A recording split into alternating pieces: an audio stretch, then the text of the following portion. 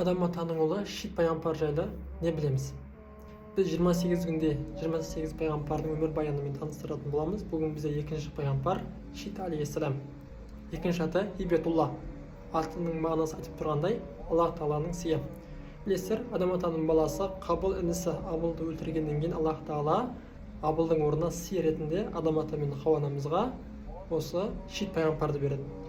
Арабша аты Хибетулла, ал ескі Сирия тілінде Шит, ал Ибран тілінде Шиш деп те кітаптарда келеді.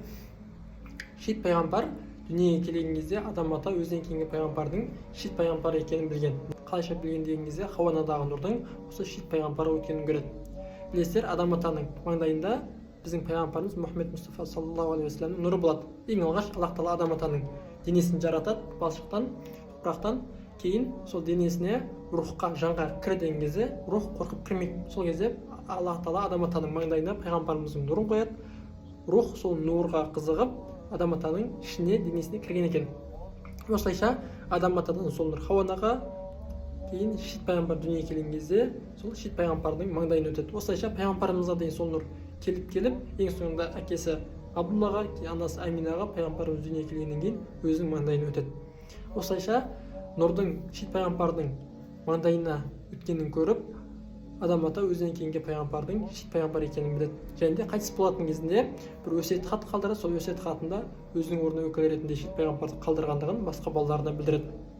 Және Шит пайғамбарға 50 парақ сухуф түскен. Білесіздер, Аллах Тағаладан түскен 4 кітап бар, және 100 сухуф бар. 4 кітап білесіздер: Тәурат, Інжіл, Забур, Құран кәрім.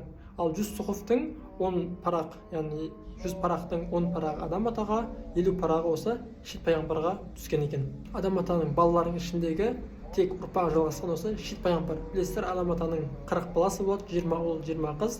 Осы 40 баласының ешқайсынан ұрпақ ары қарай жалғаспайды, тек қана осы Шит пайғамбардан ұрпағы жалғасқан екен. Және Шит пайғамбар 912 жасында қайтыс болады. Қайтыс болған кезде балаларын өсиет етеді. Балалары Шит пайғамбардың жаназасын оқып, оны өзі әкесі Адам ата мен Хауа анада жатқан Абу Құбайс тауы деген риуаяттар бар, сол тауға жерлеген екен. Ақпарат қызықты болса, парақшаға тіркелуді ұмытпаңыз, жақындарыңызбен бөлісіңіз. Ертең бізде 3-ші пайғамбармен таныстыратын боламыз.